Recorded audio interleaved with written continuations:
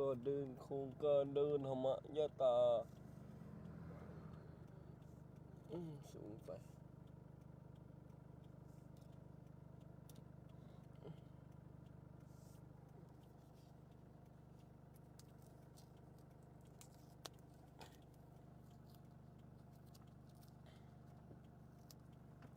สักครู่นะครับสักครู่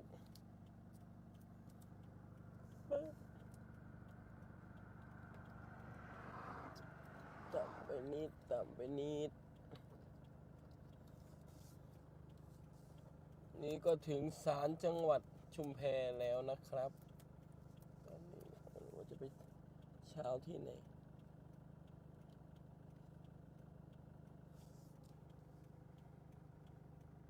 ภาพก็จะมืดๆหน่อย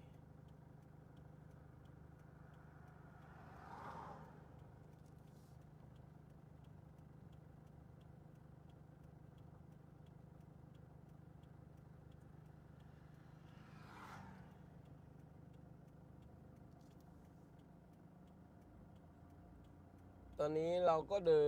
นถึงที่ศาลจังหวัดชุมแพเนาะเขาเรียกนี่กำลังเข้าสู่อำเภอชุมแพแล้วนะครับเข้าสู่อำเภอชุมแพ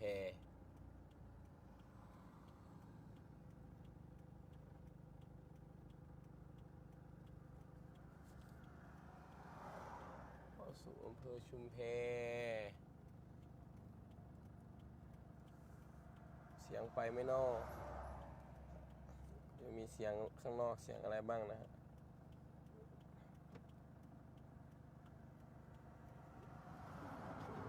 วิธีทำให้กล้องมันสูงกว่านี้นิดนึงกล้องมันตกไปนะครับ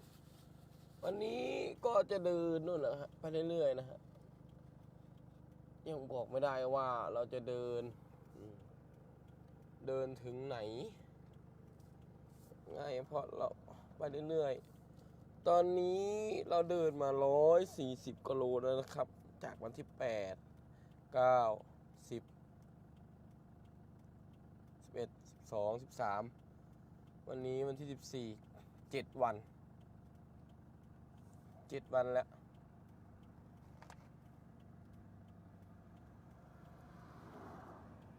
7 วันแล้วเราจะไลฟ์ไปเรื่อยๆให้ดูนะครับจะไลฟ์สดไปเรื่อยๆให้ดูให้ได้ชมให้ได้ฟังเดี๋ยวก็จะมีเสียงผมนี่นะครับบรรยายไปเรื่อยๆเนาะเพราะว่า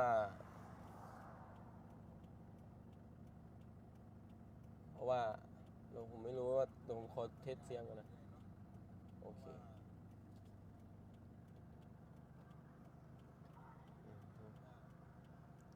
เพราะว่าท่านพระครูเดินนะครับนี่เดี๋ยวผมจะไลฟ์สดให้ดูไปเรื่อย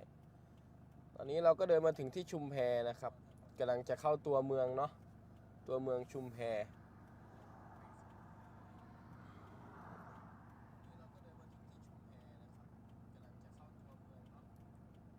ฝากกดไลค์กดแชร์ด้วยนะครับ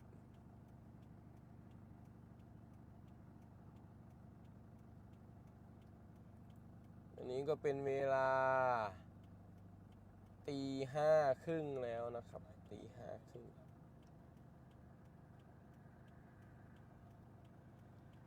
ตี 5 ครึ่งก็เดินไปเรื่อยๆครับเดินไปออกจากวัดเจดีย์หลวงมาเนาะโนนหันชุมแพก็ครับตอนนี้เรากำลังจะเข้าสู่ตัวเมืองชุมแพแล้วก็จะเลี้ยวขวาไปทางภูเขียวเราก็จะเลี้ยวขวาไปทางภูเขียวเนาะบรรยากาศตอนเช้ามาให้ดูพระคุณเจ้าและสามเณรและแม่ชีเนาะเดินจนเช้าตอนเช้าเดินได้เยอะนะครับเพราะว่าบรรยากาศตอนเช้าไม่ร้อนบรรยากาศดี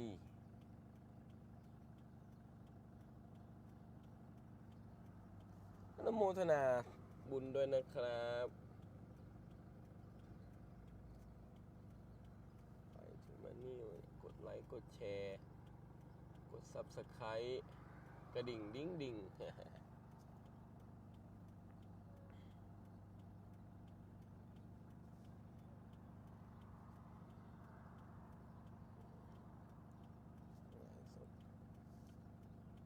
ื่องตอนนี้เรากำลังเข้าสู่ชุมแพจะเปิดเพลงตอนเช้าให้ฟังเบาๆคลอยเสียงไปด้วยต้องขออภัยด้วยนะครับเสียงอาจจะมีเสียงรบกวนด้วยเพราะว่าเราไลฟ์สดเนาะมีเสียงรถเสียงอะไรเข้าไป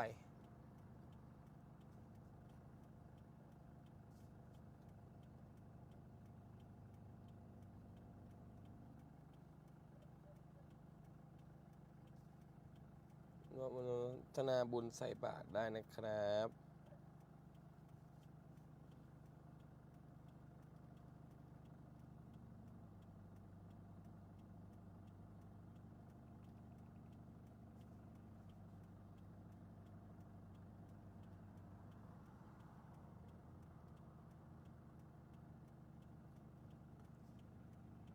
โอ้ยปวดขา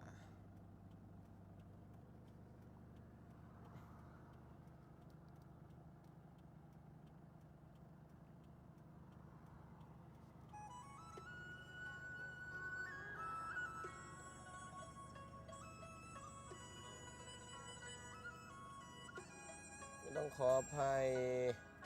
ผู้ที่สัญจรไปมาด้วยนะครับอาจจะ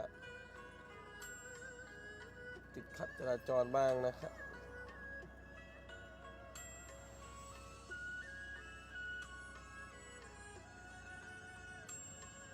บรรยากาศยามเช้า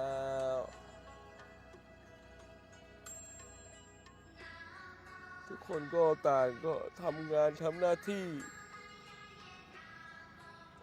ทุกคนมีหน้าที่ทำก็ทำตอนเช้า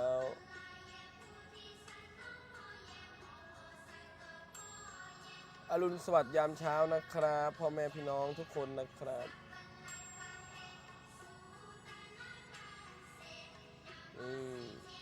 มีญาติธรรมมาใส่บาตรตอนเช้าด้วยนะครับ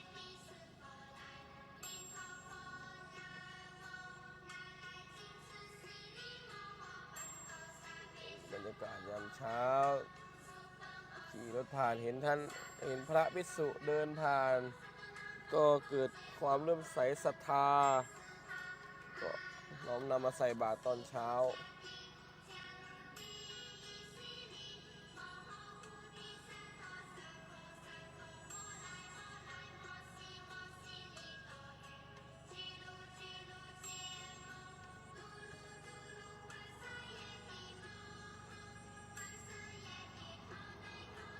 อนุโมทนาบุญด้วยนะครับตอนเช้า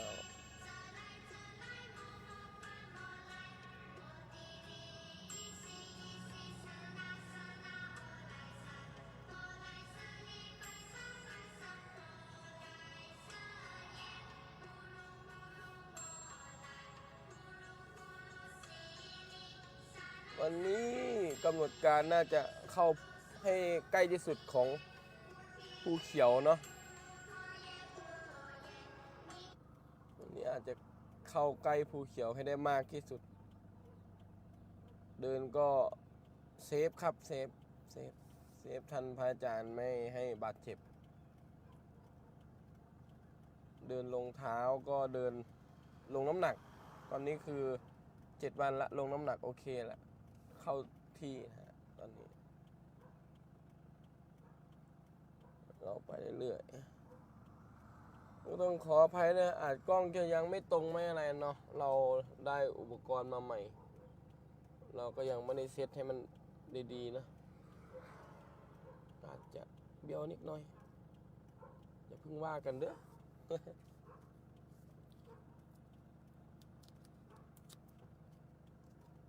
ขอเวลาอีกนิดนึงอาจจะตรง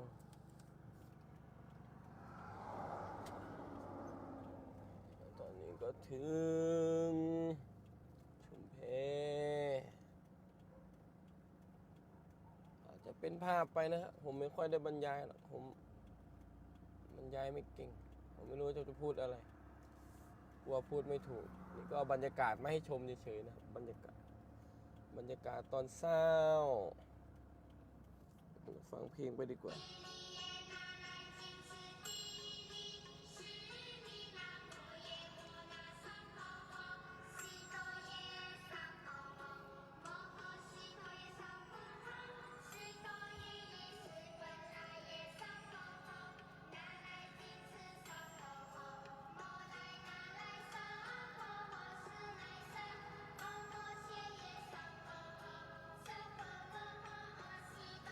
ฟังเทศกล้วยมาเลยนี่ดีก ที่ ว่า กำลังจะซื้อแมกนีเซียมตัวนี้ระวังโดนหลอกนะครับเพราะว่ามีคนแอบอ้างเอาหน้าผมเนี่ยนะครับไปให้ท่านกดซื้อขอนอบน้อมและพระผู้มีพระภาคเจ้าผู้เป็นบรมครูของเทวดาและมนุษย์ทั้งหลายแม้ปรินิพพานนานแล้วพระองค์นั้นด้วยเสียงกล้าวขออำนวยพรสิริสวัสดิ์พิพัฒนมงคลความสงบเยือกเย็นแห่งจิตใจและความผาสุกทุกประการจงบังเกิดมีแด่ญาติโยมพุทธบริษัทผู้แสวงหา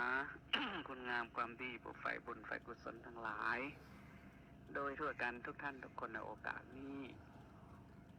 ช่วงเวลาต่อจากนี้ไปเป็นเวลาที่ท่านทั้งหลายจะได้ฟังธรรมิกถาคือถ้อยคำอันประกอบไปด้วยธรรม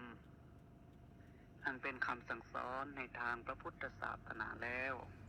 ขอให้ท่านทั้งหลายจงได้ตั้งอกตั้งใจฟังกันด้วยดี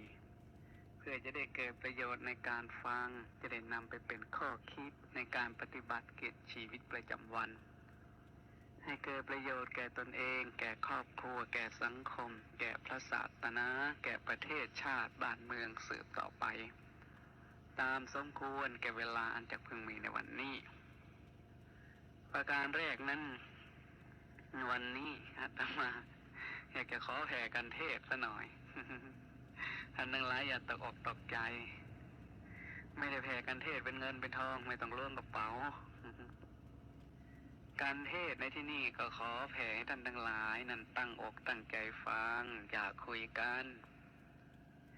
มันจะไม่มีประโยชน์จะไปเป็นโทษคือทำลายความสงบของคนอื่นขออภัยถ้าท่านไม่ต้องการจะฟัง ก็ขอเชิญออกจากสมาคม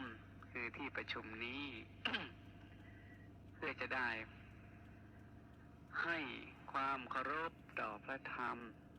ซึ่งสิ่งที่อาตมาจะนำมากล่าวนั้นไม่ได้พูดเอาเองเป็นสิ่งที่พุทธเจ้าได้ตรัสได้สอนแก่เหล่าพุทธสาวกพุทธบริษัทและผู้ที่ใฝ่รู้ใฝ่ฟังทั้งหลาย